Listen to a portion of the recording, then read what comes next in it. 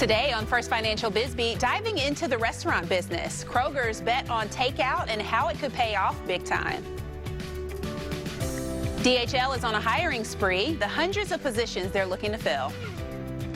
Nobody will know that I was one of the guinea pigs, if you will, for this, but, it helped somebody out somewhere at some point. And meet the local man getting the first dose of what could be a vaccine for COVID-19. First Financial BizBeat starts right now.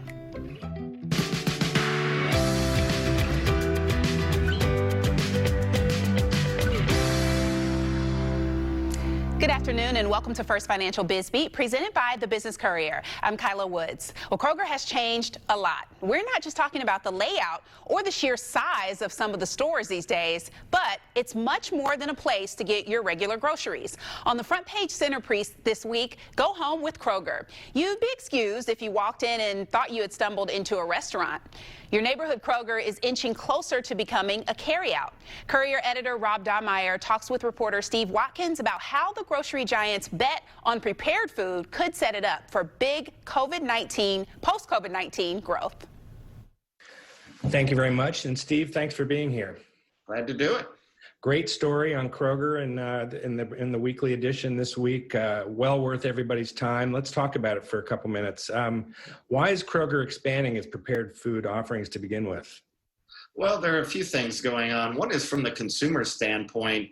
They don't have much time anymore. That's clear. And they still want to have restaurant quality prepared foods. And one thing one of the analysts told me is a lot of people, especially younger people, they grew up in households where both parents worked. They never really learned a lot of cooking skills. So these prepared foods enable them to make these real high quality foods at home without having a lot of expertise. And then from Kroger's standpoint, the margins on these prepared foods are double what they are for the normal grocery sales. Wow. And the sales themselves of prepared foods are growing at triple the rate of grocery sales. So it really helps them out a lot financially. So yeah, this is really a perfect way for them to grow. What has Kroger done to expand what it offers right now? Yeah, they've added several things in recent years, everything from cluster truck, which is a way for them to use these, what they call dark kitchens. They're kitchens without a restaurant attached. They make a variety of foods from that kitchen and then deliver it to customers. They're doing this so far in Indianapolis and Columbus, but expect them to add cities for that. Kroger has added Home Chef. They bought about 2 years ago. It's a prepared meal kit company, and that thing has grown like crazy, especially during the coronavirus shutdown. People aren't going out to restaurants as much anymore, obviously. Other things they've added are one's called Sautés. It's a case near the meat and seafood area. It's frozen ingredients. Basically, you throw it in a pan, heat it up for 10 minutes, and you've got a meal. And it's a very high quality meal. So a lot of things like those they've added. They're also continuing to add, they're going to add some more Home Chef branded prepared meals that'll be in their meat and seafood department and a lot of things like that. So they're also adding soups for Home Chef and salads that tested well in California. So a lot going on for Kroger. Yeah, I mean, once upon a time, Kroger was a sleepy grocery store chain, and we would write about them. You would write about them, and it was always about some incremental change in something. But with all the changes in that industry right now, it's a very dynamic company and a very dynamic industry. Speaking of dynamic, how does this push into prepared foods or to expand prepared foods help it against competitors, specifically Amazon with its Whole Foods and other brands? Yeah, well, it's huge. Amazon, good point. They're by far the biggest competitor when you get into these kind of things, because Amazon, while they own Whole Foods, but they're not enormous in the grocery industry, but obviously in delivery and e-commerce, they're the 900-pound gorilla. Right. And so this helps Kroger a lot in that category. I talked to an analyst at Bartlett downtown, James Lewis. He told me that Kroger executives have said to him they'd rather have the stores all set up and have to build the infrastructure for e-commerce rather than the other way around. And that's the other way around is what Amazon has to do. Kroger has 5 times the amount of stores Amazon does. And this shows that Kroger can compete in these prepared food areas and sell a lot of it online. Well, there's a lot to keep track of, and these are actually really fun stories just as a reader for me to read, and you've been on top of this whole thing, and I'm sure we'll have much more to come on this as Kroger continues to roll out new ways of selling food. Thank you very much for being here, Steve, and we really appreciate your time. Glad to do it. All right, have a great day.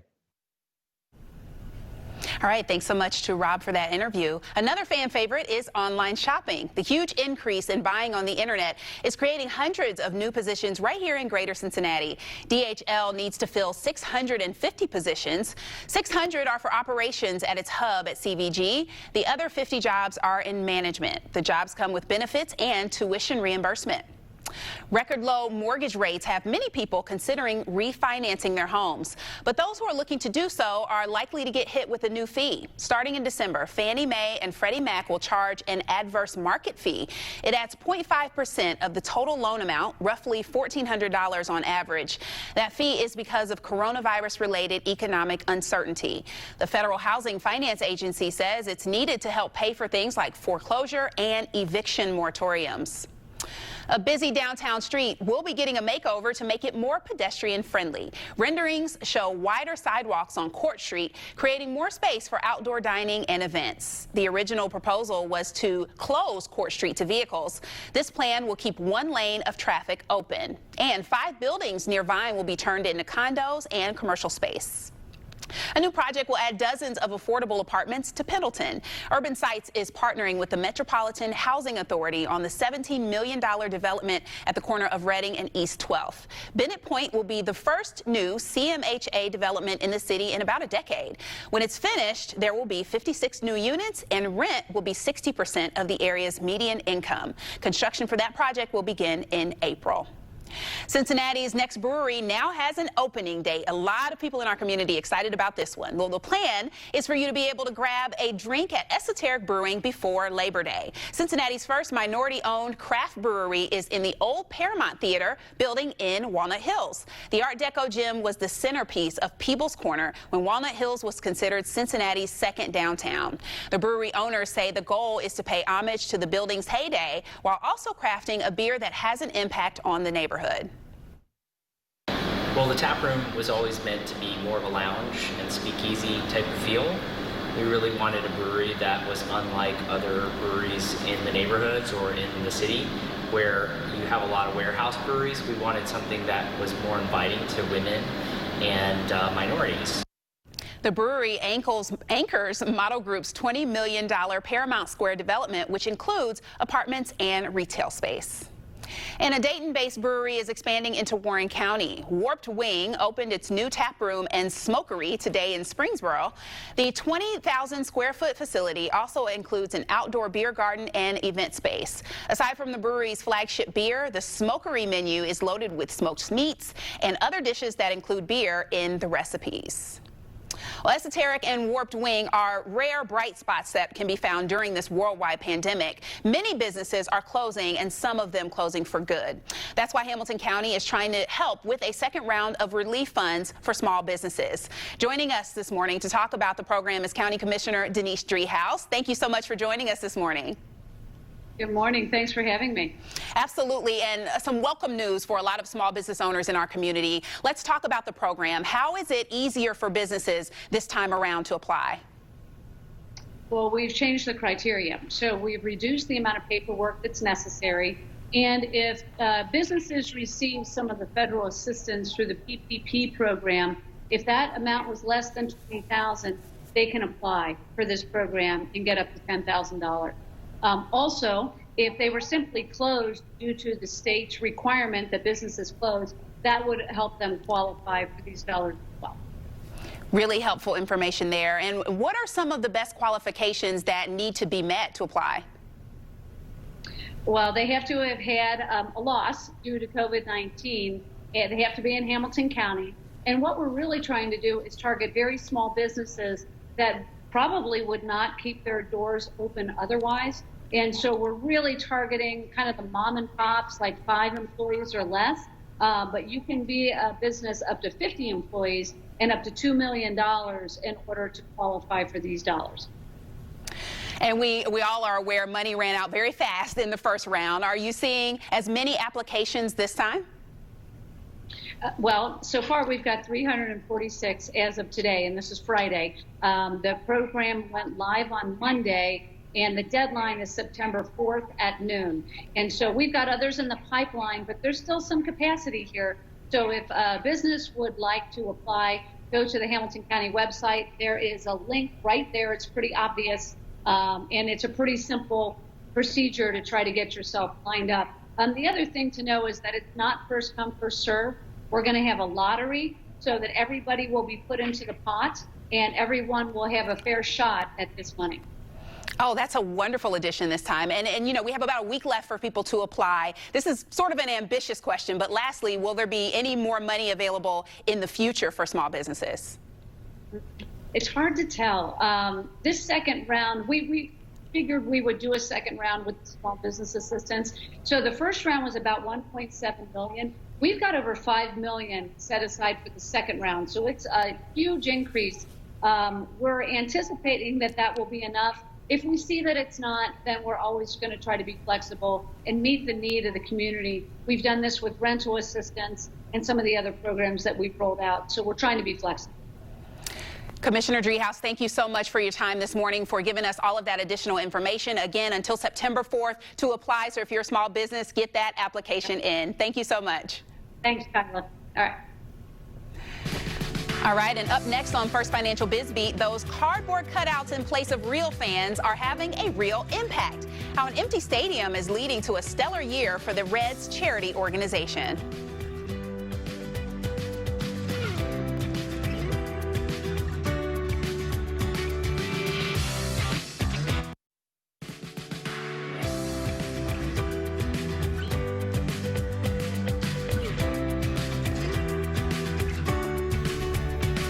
Camp Washington Chili isn't the oldest chili parlor in Greater Cincinnati, but most will tell you it's the Queen City's crown jewel. It is, after all, the only restaurant in Cincinnati with a James Beard Award.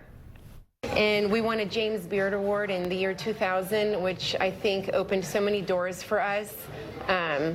You know, for our award-winning chili, we make it fresh every day with, you know, the purest ingredients, nothing artificial, and I think that's what sets us apart. That award in 2000 was the American Classic. It's just one in a long list of national awards and honors for the 80-year-old Camp Washington staple. The diner is usually open 24 hours a day, 6 days a week. It has scaled that back to Monday through Friday until midnight during the pandemic. Well, you see head football coach Luke Fickell has about 1 million extra reasons to love Cincinnati. The University Board of Trustees unanimously approved a contract extension through 2026. The deal includes a $1 million a year bump in pay. That puts Fickell at $3.4 million annually.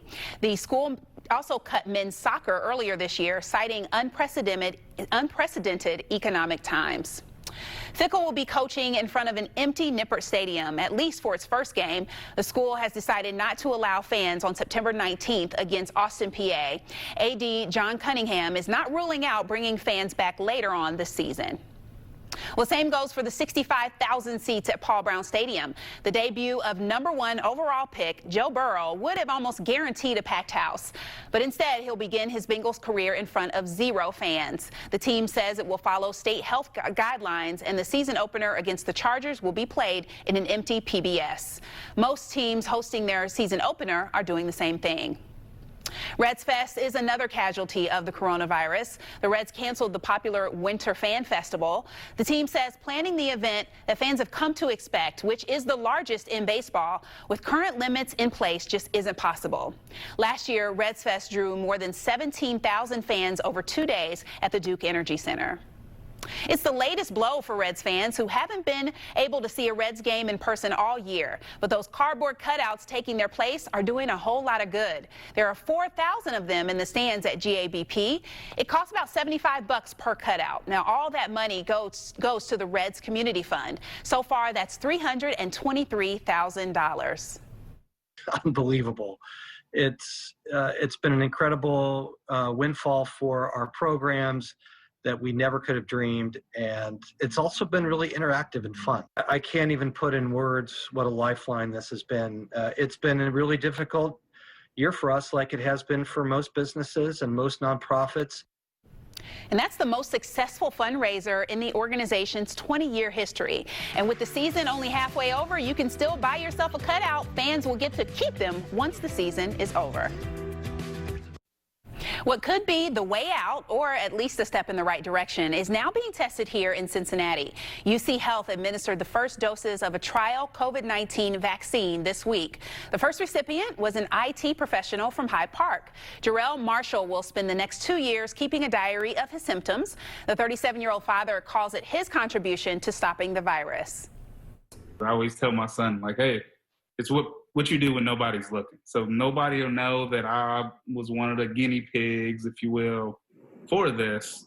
But, you know, it helps somebody out somewhere at some point. Now, Jarrell does not know whether he got the vaccine or a placebo. Cincinnati's study is one of 90 taking place nationwide. Well, access to high-quality education is, of course, a key to future success. The Cincinnati Stem Lab is providing just that and making learning fun, too. Chelsea Clark created the lab to unlock kids' critical thinking skills, and she joins us today via Skype to talk about the lab and how she's had to adjust to the hands-on learning during the pandemic. Chelsea, thank you so much for being with us. Thank you so much, Kyla, for having me. Absolutely. Well, I'm so excited to have you and to learn more about Cincinnati Stem Lab. And I'm just thrilled with the representation and what you've done to change the STEM landscape here in Cincinnati. So tell us about Cincinnati Stem Lab and what inspired you to start this as a business. Well, I was an educator for a number of years, and I noticed that students lacked problem solving and critical thinking skills. And quite honestly, the structure of an American school day doesn't really allow you to really delve all the way through the problem-solving process and really critically think. So I started working in some STEM areas. I created STEM events, and then less than a year later, we opened our facility. We have a STEM lab here, and we specialize in offering very unique STEM experiences that are all hands-on. There's always something to take home, and we do this for the whole gamut: science, technology, and math. We also like to add some arts. And we do everything from coding, robotics, electrical engineering, chemistry, dissections, all sorts of mad sciences, virtual coding, and after-school programming as well. And you covered a lot of ground there, and I know you have your tools right there. You mentioned being hands-on. So for many of us as parents, as we get ready for this new school year, many of us doing that from our homes will have to be a little more hands-on. So can you walk us through an activity that we could do at home with our kids?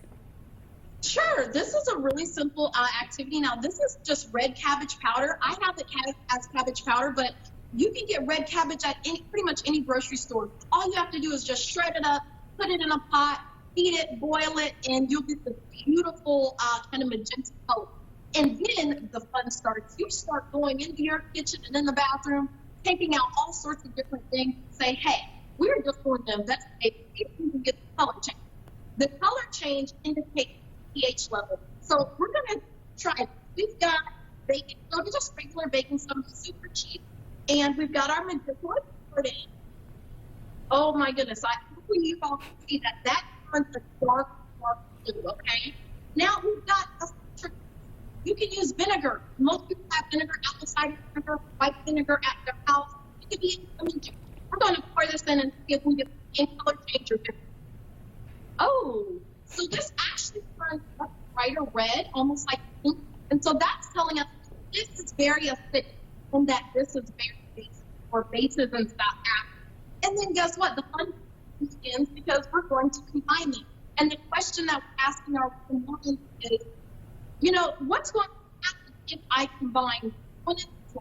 Is there going to be a color change? Is it going to change in smell? Is it it foam up? Is it not? What is going to happen? Because science is all about ink. And we know that after we add it, we get this beautiful foam. Look at that. And that's because we added an acid. And we can go around doing, going through our kitchen. You can look at your regular tap water. You can look all sorts of different things in order to see what that pH, the pH of that substance is. And it doesn't even happen.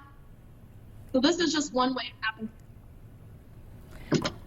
Well, Chelsea, that was fascinating for me to watch. So I know that kids are really going to be into these experiments. Thank you so much for walking us through that and for teaching us along the way. So how can our audience find out more about Cincy Stem Lab and how to support this programming? Oh, thank you. And at this time, we've had to make a lot of changes going on virtually to our virtual classroom, and we've created STEM kits. So we've done almost 500 STEM kits, and in those kits, we get 5 to 7 science experiments and engineering projects. One is this. We made hydraulic bridges. So the students made that using different materials and even art. So they can go to our website to find out when those STEM kits will become available again. They're coming out in September. And we also have learning labs. So we have tables, COVID tables. And our lab is students that need a remote feature to their online class. We help with wraparound services for tutoring and math, and reading support, and then as well, you can find us on our website at stemlab.com. You can also book your birthday parties. Birthday parties are back. Cosmetic chemistry, bath jellies, Lego engineering, it's all back. Chelsea, thank you so much for sharing your time with us today, sharing your expertise, and we look forward to continuing to make this available to our community. Such important knowledge there. Thank you so much. Thank you so much for having me. And thank you for joining us for First Financial Biz Beat. For business news around the clock, visit CincinnatiBusinessCourier.com. Make sure you follow us on Twitter and Facebook and sign up for our daily emails. I'm Kyla Woods. Have a wonderful and safe weekend.